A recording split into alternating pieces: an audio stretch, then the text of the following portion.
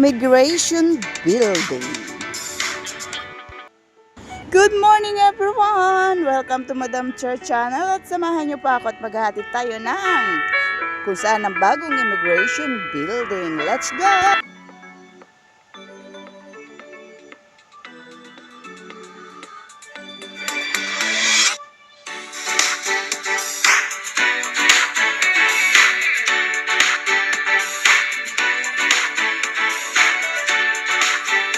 Kumusta na po kayo mga ka-Cherrypics? Sana ay okay at okay na okay kayo sa alright. At syempre maraming nagtatanong sa atin kung nasaan na nga at paano ang pumunta sa bagong immigration tower o immigration building. Kaya samahan niyo po ako. Let's go! At yan nga po mga ka-Cher, ang ating pong transportation na gagamitin ay ang MTR. Galing po tayo sa Central, kaya sasakay tayo ng Blue Line, papunta pong Chaiwan. Then, interchange po tayo ng North Point, papunta naman tayo ng Chungkiling. After North Point po, mga 3 stop lang po at bababa naman tayo sa Chukwan. Yan na po ang lalabas tayo. Kapag tayo po ay nasa TKO o Chukwan po, hanapin natin ang exit B1 or B2 para doon po tayo lalabas. At kapag nakalabas na po tayo, iyan po ang makikita natin. Bali, pagbungad po natin ay parang isang maliit na mini park na mayroon po siyang mga puno. Meron din pong mga upuan na pinagtatambayan po ng mga gustong magpahinga dyan, nagaling po sa MTR o yung mga neighborhood po na gusto pong nasa labas ng bahay. Pwede rin pong kwentuhan at pwede rin pong kayo dyan magdala ng mga food kasi nearby mayroon po kayo mabibili na mga kape o tsa at pang merienda. Kaya maganda po yan sa chit-chat ng mga kaibigan o ng mga kamag-anak. Medyo maluwag po siya, kaya yan, inikot po muna natin para po yung pupunta doon, talagang malaman nyo kung you are in the right path para pumunta po sa immigration. Bali yan po ang ating dadaanan at yan. At syempre kung hanggang ngayon ay nakinunood po kayo ng vlog na ito, paki-comment down below kung saang party po kayo ng daigdig ngayon nanonood. Comment down below. At yan nga po ang ating patuloy na ipinapakita sa inyo. Ayan pong ating playground po. Malawak po siya kasi kaya napakaganda rin po na tambayan kapag tayo ay napapagod na po. Tayo naman natin na pumunta kung saan saan. At malapit lang po kayo dyan sa lugar na yan. Ay napakaganda po. Bali po yan ang dadaanan natin. By the way nga po pala, kapag lumabas na po kayo ng MTR, dire-diretsuhin nyo lang po yan. Lakarin nyo lang po yan, paharap na yan. Yang gitnang yan, dyan po kayo dadaan. Yan, katulad po yan. Dire-diretsuhin nyo lang po yan hanggang matumbok nyo po yung kalsada.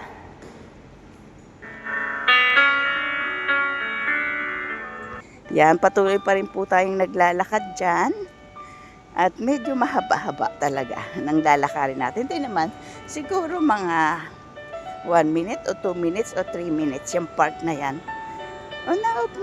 Madali lang naman. Kaya lang tayo mabagal kasi nga kinukunan natin. So yan po. At ayan na. Yan. Bali po yan yung sa side ng bandang kaliwa po yan. Kinunan po natin para alam nyo po kung anong itsura ng bandang kaliwa. Yung kulay green po kanina ay ano po yun, bandang kanan. So ayan na nga po tayo. At sana ay inyong makuha nyo po ang direction po. Kaya tara, atin na po talagang puntahan. Yan nga po, ang dahilan po kaya nilipat nila para po yung lahat ng na domestic helper o mga OFW ay madali na pong puntahan. Ayan na nga po, tumawid po tayo ng kalsada. Yan. Muli pong iniikot natin ang ating camera sa ating dinaanan. Yan nga po. Yan. So yan. Yan po yung ating dinaanan. Dire-diretso lang po talaga yan. Hindi kayo liliko ng kaliwa at kanan. O, na yan. Yan. Bali, ang reason po nila kung bakit nila nilipat ang immigration. So, dati po kasi, diba, nasa one side po ang immigration tower. Kaya lang, dahil gusto nilang, at ayan na, mamaya tayo mag-explain. At yan na po. Yan, may tawiran po dyan, kaya mag-antay po kayo, huwag kayong tumawid ng pula pa, at kayo ay mapa 5,000. Yan. So, ayun po yung tower niya. Yun. Bali, yan po yung street niya. Yan. At yun po ang tower lang. So, nandyan po kayo nakatambay para po sa pagtawid kapag hindi pa green.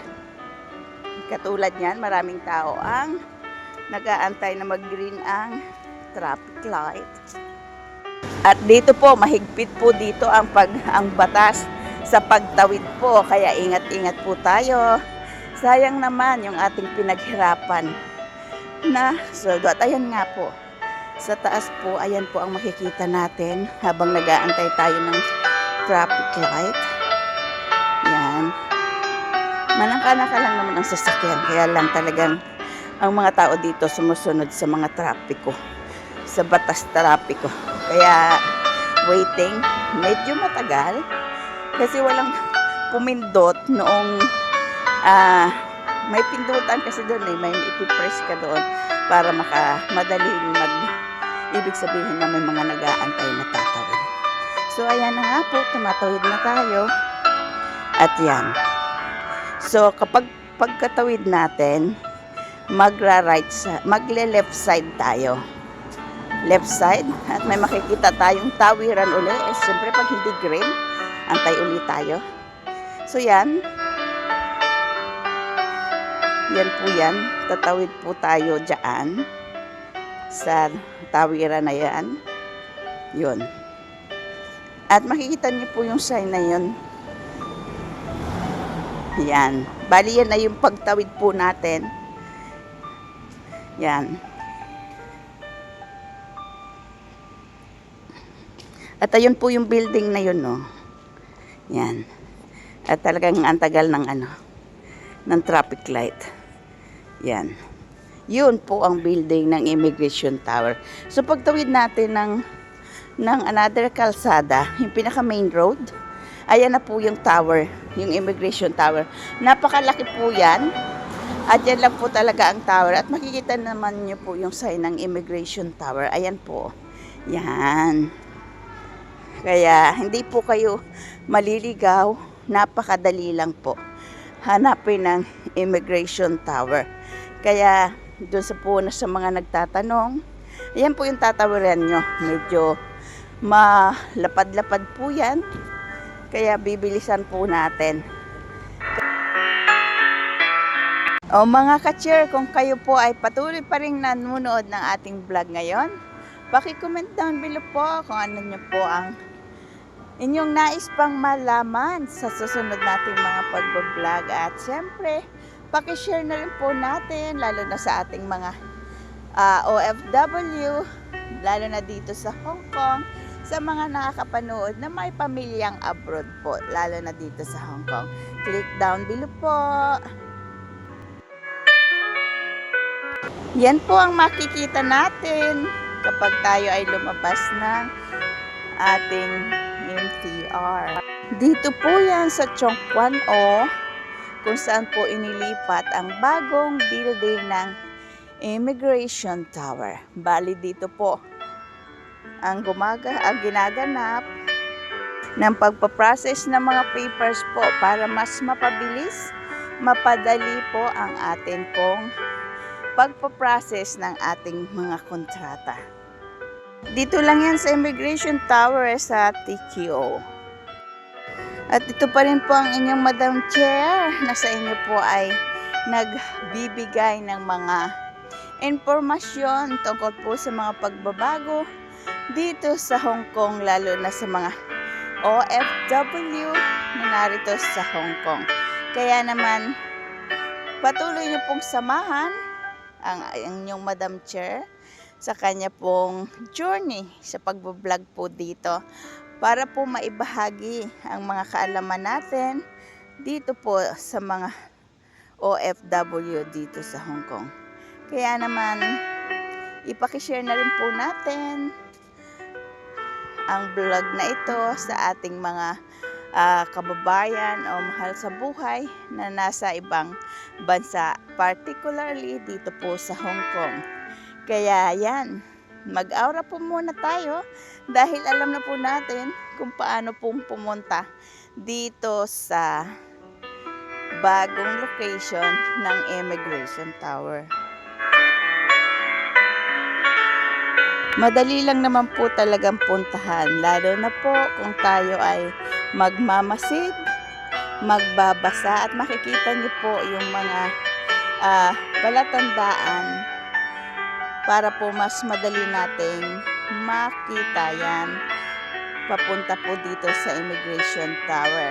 Kaya wag po kayong mag-atubili na magtanong kung kayo po ay hindi nyo na po talaga alam kung paano po mapuntahan ang lugar na ito. At syempre, i-enjoy na rin ninyo ang pagpunta nyo po doon kasi napakaganda po ng location. Bali, madali lang po yan kung kayo ay magpo-process ng bagong kontrata. Lalo na kung katulad ko, nasa dating mga amo pa rin po ang pagpo-process ng paper. At syempre, mga ka-cheer, sa mga susunod po nating pagbablog, ibabahagi naman natin kung paano po mag-recontract, mag-process ng papers, lalo na doon sa mga recontract, doon pa rin sa mga dating amo nila, sila magtatrabaho.